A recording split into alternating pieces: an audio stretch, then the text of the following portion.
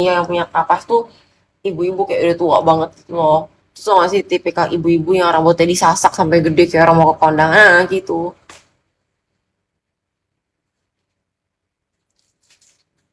Kayak gitu. Di La Mercy lagi apa?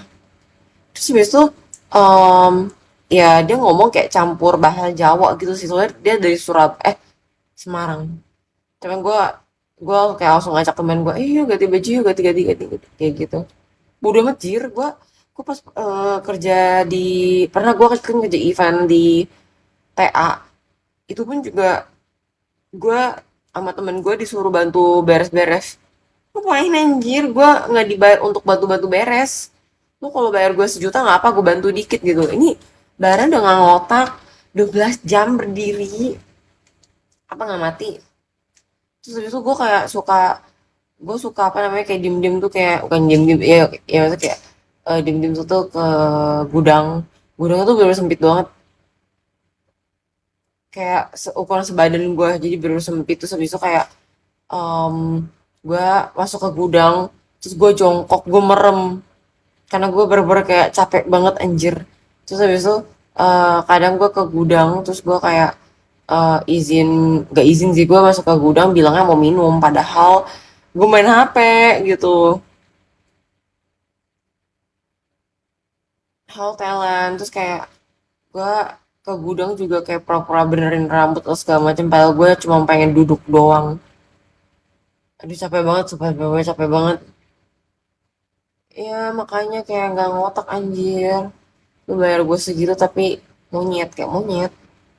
Terus ya pas Sakura pun juga sama. Pas Sakura pun juga orang-orang Sakuranya tuh nyuruh bantuin masukin barang. Ngapain? Lu nggak bayar gue lebih, maunya banyak. Emang gue pembantu lo? Bodo amat, pokoknya bodo amat. Terus kayak lu harus tahu ya, orang agensi gue, apa sih, agensi yang gue dapat jobnya itu, broadcastnya yang dari grup loker.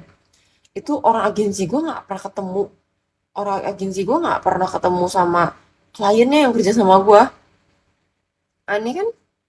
Front halo at least kan kayak ketemu ya, kayak ngawasin gue gitu kan, maksudnya kayak ketemu aja lah, ketemu tuh maksudnya kayak ini apa, formalitas gitu. Iya aneh banget. Terus orang terus kayak klien gue bilang katanya, kenapa dia nggak pernah kesini ya dari hari pertama, nggak pernah ketemu. Saya juga nggak tahu mukanya kayak gimana, cewek atau cowok. Pas zoom meeting aja kameranya aja mati, kayak gitu, kayak bener misterius banget. Oh aneh banget, iya.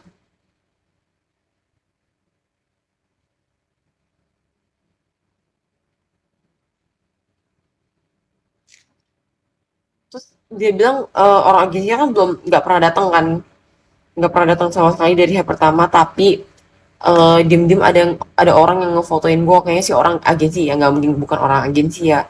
Orang agensi diem-diem fotoin gue, kayak ngezoom banget itu, kayak mata-mata.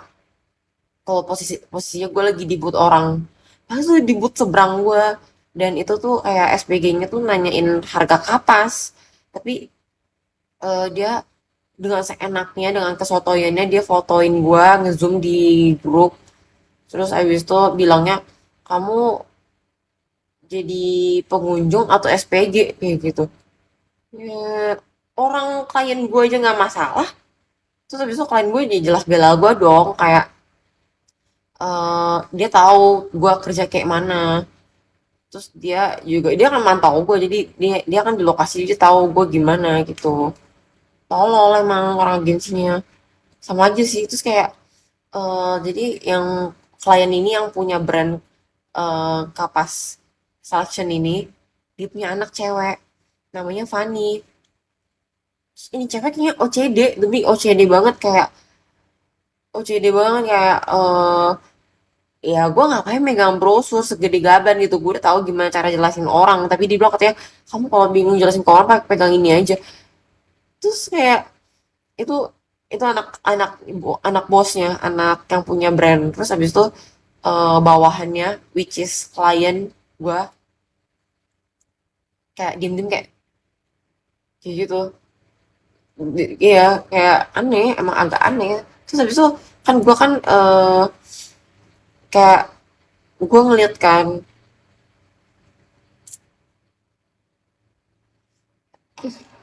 aduh, terus annoying banget. Terus habis itu kayak eh jadi si Fanny ini anak bosnya itu anak owner, dia tuh aneh, kayak kan kita kan cuma jual tas isi dalamnya 3 kapas gitu kan, tapi terus kayak dideretin gitu, tapi gue nggak tahu itu wujudnya sama semua, tapi dia kayak maju mundurin gitu loh, kayak ke depanin ke belakangin, nggak jelas kan, orang wujudnya sama anjir, nggak ada gede kecil, semua wujudnya bener-bener sama, cuma jual kayak gitu doang, tapi dia maju mundurin kayak, ah, ini fix OCD anjir, parah.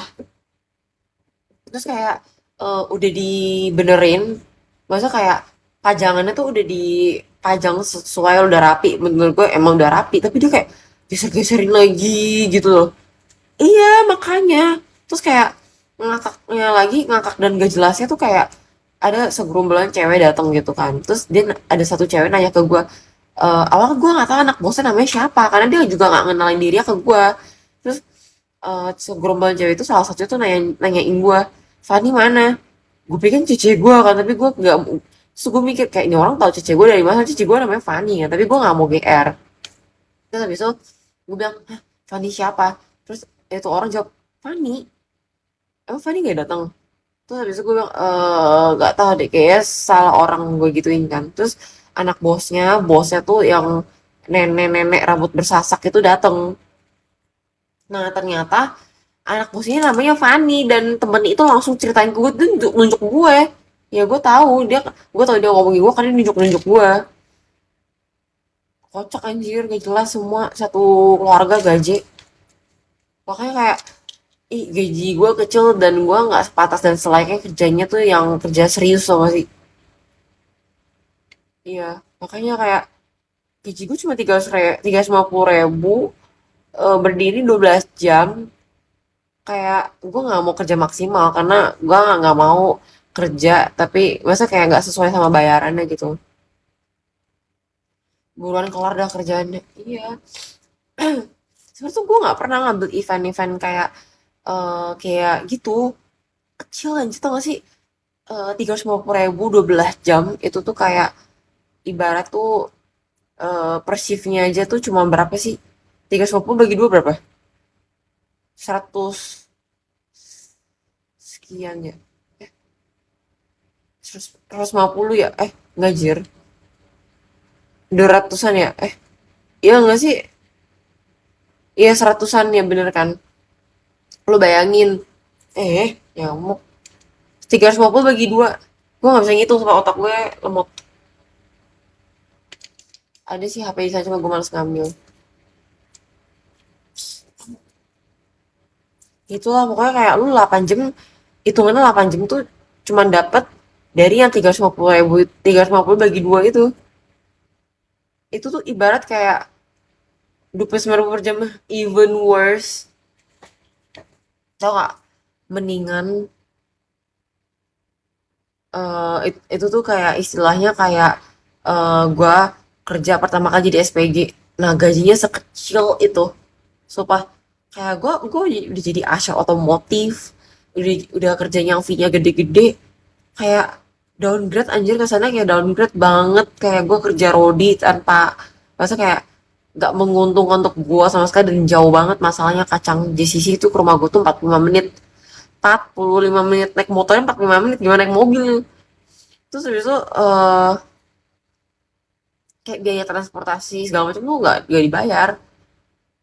Bahkan temen partner kerja gue, dia dari Tangerang jir, Pamulang, Pamulang itulah, kita kesehatan sih, iya. Terus kayak, aduh, terus kayak gue kan ada jajan, bukan jajan, gue shopping kan, gue shopping skincare, make up, itu tuh kayak total gue belanja aja tuh udah melebihi dari gaji gue, melebihi jauh dari gaji gue, tau gak sih, 350 kali 4, 4, 3, 5, 6, 7, 8, 4, iya, 350 kali 4 berapa, 35 kali 4 cuma 1 juta sekian. Gua belanja udah melebihi itu. Kayak, nah iya, itu tuh kayak kesannya kayak gue tuh kerja gabut tau gak sih? Demi mending gue di rumah nge-live aja kayaknya. Helm biawak. Terus habis itu itu pun juga gue beli karena murah. Orang tuh beli sampai pakai koper anjir. Bener-bener pakai koper, pakai kardus. Kayak tuh gak sih? Berasa kayak lagi di stasiun tuh gak sih? Jadi isinya orang pakai koper terus tuh gak sih? Kan dia kan buka di jam 10 kan. Terus pas lobbynya dibuka jam 10, orang tuh langsung bener-bener ngibrit lari. Dan kayak sekitaran lorong menuju toilet itu isinya tuh koper, isinya kardus, semua. Terus Uju bilang, ih kenapa sih macet? Terus habis itu gue bilang kan, ya udah kakak lihat aja nih, banyak kan yang bawa koper kan, bawa tas gede, bawa kardus kayak berasa di stasiun. Itu mereka belanja banyak karena murah, udah murah terus dijualin lagi gitu. Halo Love Putih, kayak gitu. Jadi kayak gue beli banyak pun juga ya buat stok, karena tahun depan pasti semuanya akan naik. Iya mau makeup mau skincare tahun depan tuh pasti udah bakal naik.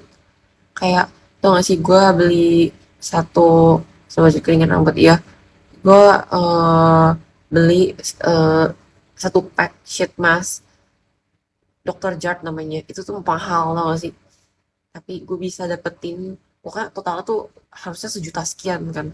Tapi gue bisa dapetin hanya dengan harga 550 itu 20 masker. Cuan banget sih itu. Dr. Jart itu satu sheet mask itu lebih mahal daripada eh sheet mask Mediheal gue. Satu satu sheet mask Mediheal gue itu 30.000. Dr. Jart tuh udah jauh di atas itu. Itu tuh cuan banget menurut gue. Terus kayak bener-bener banyak banget diskon. Jadi mending beli banyak sekalian. Tadi gue beli pensil alis 3 karena harganya 81.000 sekian. Kalau beli di Sosiola harganya 130 ribuan. Cuan kan?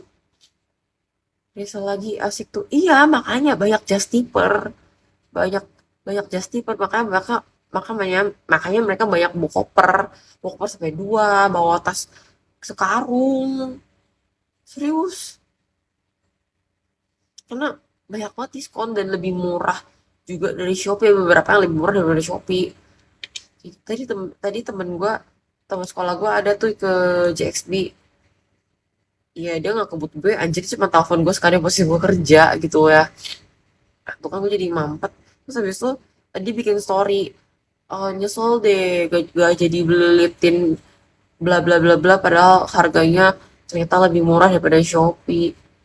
Ya gue nggak mau menyesal di akhir ya kan. Jadi selagi bisa melihat dan ada duit ya gue beli dong, karena cara gue menghemat tuh gitu. Jadi gue kalau tahu harganya murah gue beli banyak, jadi tahun depan tuh gue irit gitu loh. Bukan beli di harga normal yang mahal jadinya miskin gitu.